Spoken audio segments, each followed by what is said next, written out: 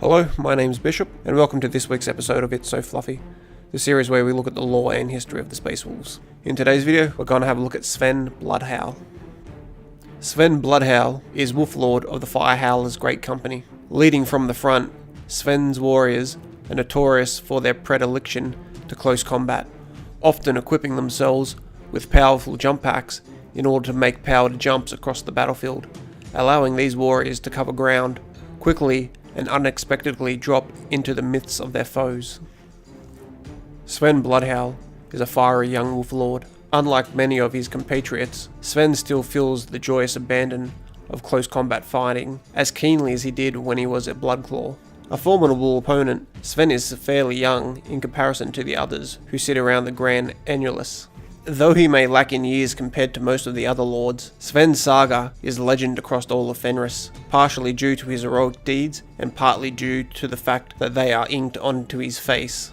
Almost immediately after being inducted, he requested the honour of serving as a Swiftclaw, and he would happily have done so for the rest of his days. Amongst his pack were the most headstrong warrior to have worn the grey of the Space Wolves. When his Wolf Lord, Finn Gorson, drafted him into his wolf guard, few were surprised. What did surprise Sven's packmates was the sight of his body. The tales of his deeds were inked deep into his skin as a permanent record.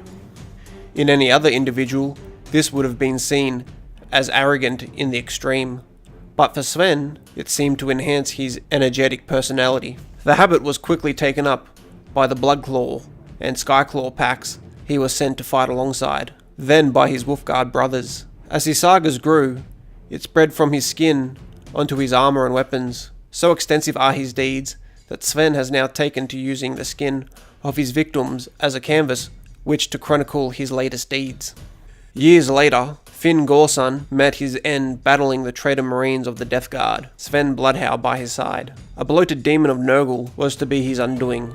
Finn tore the beast apart with his bare hands, but through warp-tainted pestilence that the beast got its revenge.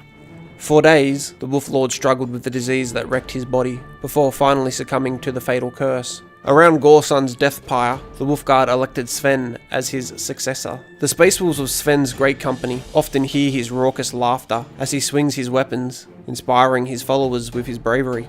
Upon their return to Fenris, it is the Space Wolves' turn to laugh, as Sven regales them with the tales of his victories.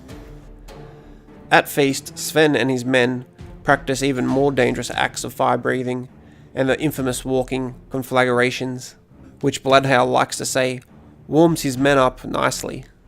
Afterwards, they like nothing more than washing heavily spiced meat down with flaming liquor.